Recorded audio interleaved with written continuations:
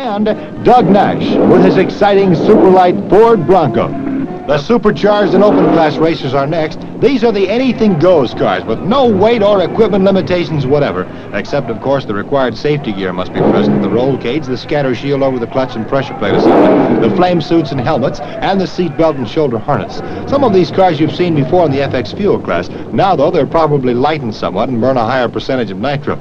This truck is the lightest machine at the meet and has the smallest engine, but it could just be the fastest, too. It's the 1,400-pound, 289 cubic inch Ford Bronco Buster from Garden City, Michigan, driven by Doug Nash, and matched against Mr. Reflex's Dick Harrell in that Chicago-based Chevrolet. An injected Chevy tool against the Superlight all-fiberglass pickup.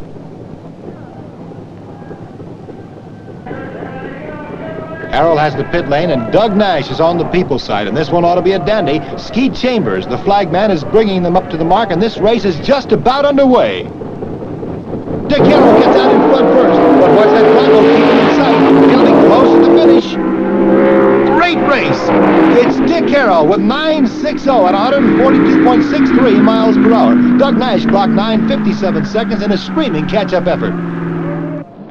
The story of what might be the lightest and most unique funny car in the history of drag racing doesn't exactly begin in the manner you'd expect.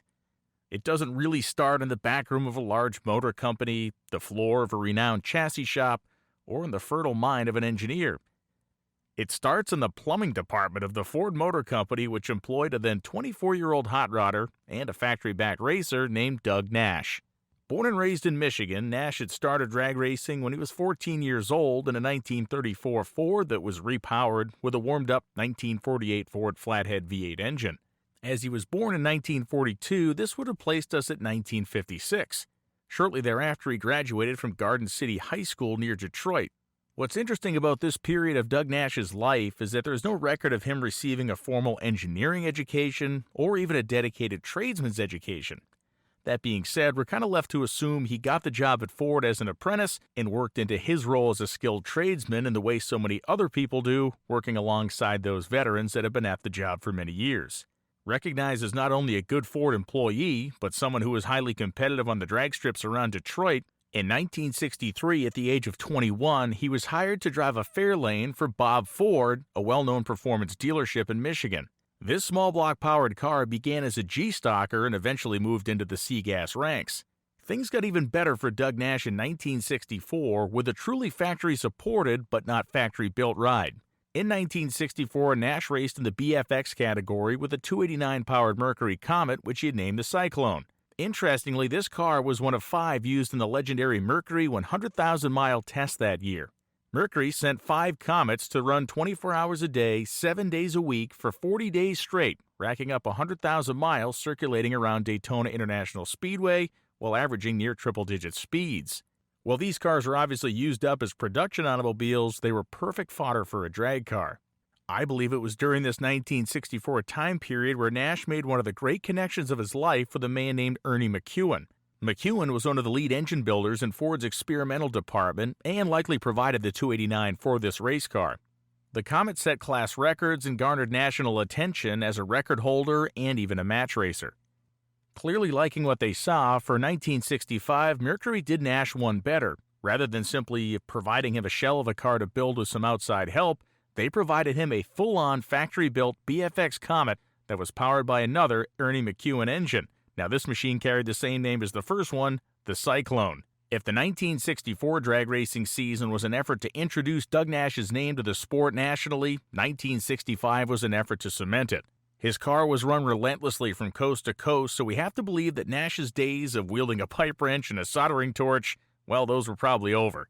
Yes, he was probably still on the payroll as a plumber at Ford, but running this car was a full-time job, and he crushed at it. It was early on in 1965 where Nash established the BFX record for his car and used that as a jumping-off point for a match racing schedule that would make people's toes curl in today's world. Over the last couple of seasons, he had fallen in love with the 289 cubic inch Ford small block. The little engines would take everything he would throw at them, including those high RPM power shifts, countless runs end on end around the country, and the car, along with its angry engine, would run 11s at over 125 miles an hour. The lightweight machine with its fiberglass body panels held the national record over the course of the season and would take on anybody who wanted to match race in the scant few national events that existed from coast to coast. At the end of the 1965 season, one must think the 23-year-old Doug Nash probably thought it couldn't get any better than it already was, but 1966 would bring on a whole new scene, a whole new program, and a whole new level of success and fame for Doug Nash in drag racing. We're going to spend the majority of our time talking about this 1966 and 1967 time period, and there's a couple of parts of the story where, in lieu of evidence, we have to apply critical thinking, and that's going to start right now. Ford's truck division began producing the new Bronco in August of 1965 for sale as a 1966 model. Designed to be a competitor for the Jeep, International Scout, and other small utility vehicles of the time, it was an early hit. In March of 1966, a 289 cubic inch V8 option, rated at 200 horsepower, was made available for the Bronco. And it's at this point that we need to start doing some speculating. Someone in Ford management, specifically the truck division, came up with a unique concept to promote this small truck to a youthful audience. Drag racing. Not just drag racing, but serious drag racing. No, the idea of a Bronco and a drag strip wouldn't just be a V8 option model with a hotter cam and some headers. This would be a scratch-built version of the rig that would run on nitromethane and compete in the sport's most explosively popular new genre of machinery, funny car.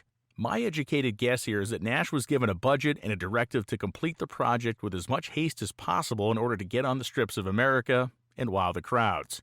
What he did with that budget was nothing short of spectacular, creating the most uniquely competitive funny car of the era, and one that would have a lifespan of about 1 1/3 seasons through absolutely no fault of its own. Step one was a body, and the molds were pulled the old-fashioned way. The guys got their hands on a new Bronco and took it to Phillips Fiberglass in Taylor, Michigan. They laid the molds up on the new truck, stretched the nose 16 inches to allow for a commiserate stretch of the wheelbase, and returned the Bronco as good as new on Monday from whence it came. Weight was an absolutely fanatical concern in this build, so the body was made very, very thin, but used some unique and pretty modern techniques to keep strong. A small aluminum framework of tubing was glassed into the body to keep the panel straight and true at speed, and to keep the fiberglass itself as thin as possible. The body also had a reasonably modern tree, the structure underneath it, to maintain even support and loading of the chassis at speed. As you can see, it was uniquely hinged at the front, moving upwards so the engine could be serviced. Also, the bed section of the body was fixed to the chassis and couldn't be removed as easily. Oh, I mentioned the chassis, and that is one of the central, most awesome parts of this story. The most magical and truly unbelievable part of this whole build is that the Bronco Buster was the first and only funny car chassis ever constructed entirely from aluminum. For those of you metallurgy fans out there, the whole shooting match was made from 6061 T6 aluminum alloy. From the 2-inch diameter 125 wall roll bar, right down to the 1/4 wall, 1.5 by 3 inch rectangular frame rails, all of it, every inch was aluminum. The car was constructed by a young man named Tom Smith, who was in the process of slowly morphing his diesel truck and repair shop into what would become one of the premier chassis building operations in the sport of drag racing. Tom Smith's name would rise rapidly through the ranks of drag racing in the 60s and maintain at a high level very deep into the 1970s. Wolverine Diesel Power Company was the odd name for his business, but the quote Wolverine chassis were known far and wide through funny car, pro stock, and many other classes as the years went on. The Bronco Buster of Doug Nash would show Smith's acumen as a craftsman and creative thinker in virtually every aspect of its construction. There were coilovers up front on either end of a special 049 thin-wall gusseted stainless steel tube front axle. That axle carried Logie spindles on the ends. Out back, there was airbag-assisted coil springs with shock absorbers from Autolite. There was a unique centrally mounted steering shaft that prevented the kind of flexing and pulling that many cars of the era, and specifically drivers of this era, had to deal with. The rear axle was centered and maintained stability left to right with a Watts link. It had 2 large swinging ladder bars that pivoted off the main rails of the chassis, pretty much adjacent to where Nash's fanny was situated when he was strapped in. Of course, those worked to plant the rear tires on launch and transfer as much weight as possible. Hysterically, and without an inch of any irony whatsoever, the early stories mentioned that the Bronco left flat and without making any wheel stands. This would end up being the opposite, as the machine was prone to wheelies, the fans loved them, and it became such a big deal that track operators would promote the car as a wheel stander at some times. The pickup bed body had a tonneau cover over top and a floor under it to prevent the air from being trapped and hurting the handling of what would likely already be kind of a handful with a whole 112 inches of wheelbase and an overall length of 168 inches. The track width was 57 inches in the front and 56 inches in the rear. A very large snowplow-like air dam was added to the nose of the Bronco after the first test day at the track to add stability at speed and to keep as much air as possible from getting under the truck. Now, Doug Nash was not a big guy, and this is something that Smith at Wolverine Chassis took full advantage of. In fact, the engine was set so far back that, slight and athletically built as he was, Doug Nash had very little room to operate. You'll actually see two bulkheads protruding out of the firewall over the two rear cylinders of each side of the engine. Those are the coves where the gas and brake pedal are located. He was literally folded up inside this car. Now, mentioning the engine should bring a smile to anybody who knows even a little bit about this story, because it is in fact one of the most magical parts of this entire equation, along with that beautiful chassis. Doug Nash is one of the few guys in the history of drag racing that knew a good thing when he saw it and knew not to screw it up. He was offered but turned down a 427 cubic inch single overhead cam Ford engine for this project. Instead, he insisted on a 289, one built with Hilborn mechanical fuel injection, one prepared to run on nitromethane fuel, but not a 427. Ernie McEwen delivered an anvil of an engine. It was a little thing and it was astonishingly stock. The factory block was used, a Mylodon girdle was added to help tie the mains together and stiffen that little iron block. Forged aluminum Mickey Thompson connecting rods were added. Forged true aluminum pistons were called on and added to the machine. The crank was a stock stroke and only modified by being micro-finished and tough-rided. Tough-riding is a hardening process that's done to the main journals for added strength. Over the course of their time together racing and building 289 engines, the two determined that pop-up or dome-style pistons actually were a hindrance to making power with the technology available of the mid-60s. That said, compression was held to 9.5 or 10-to-1 depending on who you ask, and flat-top pistons were used, along with stock steel shim head gaskets. Mallory made the first ever Super Mag for a 289 Ford for this engine, and McEwen called on Crane Engineering for a set of specifically ported and worked cylinder heads, along with one of their stiffest 289 cams. Custom headers snaked out of the engine and over the chassis. Those were crafted by a place called the Hot Rod Shop in Detroit. Starting with a load of 50% nitro, the car would see more or less as the competition and racing environment dictated, and in all the reading and research I've done on this car, not one engine failure is mentioned. This engine did employ a kind of battlefield cooling system to assure it would be able to run multiple times a day in quick fashion while match racing. The guys employed a turbine-style oil cooler as the radiator, and that was fed with a, quote, big giant, unquote, high-volume water pump to keep the little engine happy. This would allow them to run 4, 5, and sometimes 6 laps a day over the course of just a couple of hours. And we did make mention of it earlier, but it bears mentioning again. Ernie McEwen is a legend in his own right. He hand-assembled the first Boss 429 engine ever built. He built Le Mans GT40 engines and was involved on a high level with Ford Racing and Skunk Work projects globally. This guy was a genius, and the little 289 he built was one of his grand masterpieces as a collaboration with the equally as brainy Doug Nash. It's believed that the little engine, Hilborn injected on 50% nitro, made about 500 to 600 horsepower. On a full load of nitro, the estimation is near 1,000 when it was pushed to its absolute limit. Published stories of this era use Nash's own words describing the Bronco Buster's horsepower to pound ratio as being an amazing 1 horsepower to every 1.6 pounds. This again places its racing weight in incredibly rare territory. The next step in the equation was the transmission. Ironically, Doug Nash would spend the majority of his racing and post-racing life working on and shifting manual transmissions, and he'd become a very wealthy man with the invention and perfection of his own design. But amazingly in this case, a C4 automatic was used in the Bronco Buster. A C6 was initially considered, but again, obsessed with weight, the lighter C4 was chosen and modified to handle the power. Interestingly, Nash didn't manually shift the transmission, allowing the C4 to do its own job going down the racetrack.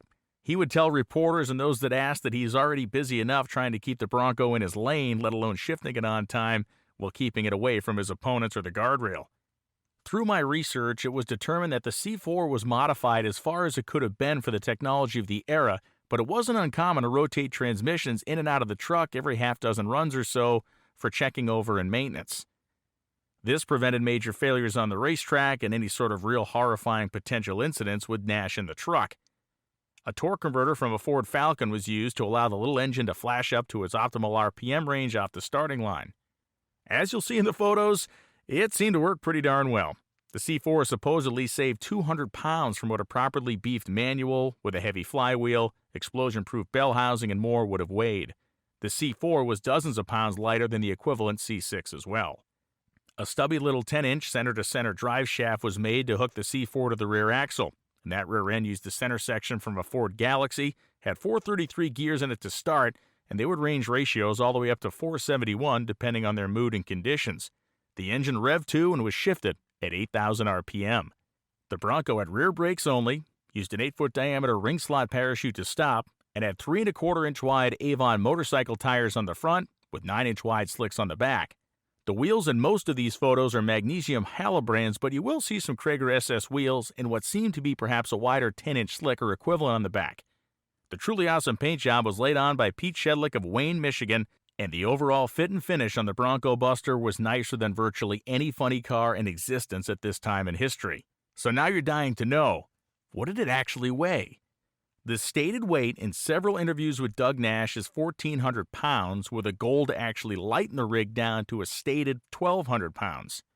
That said, the Bronco Buster feature in the December 1966 High Performance Cars magazine states the weight at 1,140 pounds, or almost exactly half of a stock Bronco's 2,500-pound curb weight.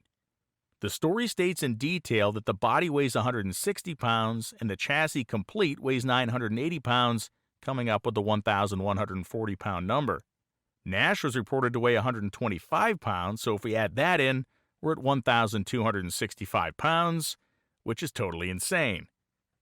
Even if it did weigh 1,400 pounds, this has to be the lightest nitro-burning, piston-engine funny car ever built in drag racing history. If it's not, it has to be top 3 undoubtedly. So knowing all of this stuff, how did it work? Taking into consideration the normal 3-month lead time of magazines of the era, we believe that the Bronco Buster was in a finished state around September of 1966, making the build a couple of months in process, which does seem logical. Newspaper match race bookings show up in October of '66. Following that, the magazine features came in like gangbusters over the course of about a 2-month period. It's incredible to think that between October and December of 1966 in the following magazines, the Bronco Buster was profiled. We're talking all the biggies: Carcraft, Dragstrip, Drag Racing Magazine, High Performance Cars, and Superstock and Drag Illustrated all spent time to do full feature spreads on the Bronco. This thing hit like a ton of bricks, and we have to imagine Ford's promotion department probably helped make some of those contacts as well. But back to the question, how did it actually work? In initial testing, without the body, the Aluminum Wonder went 9 flat at 160 on the first day during its second run.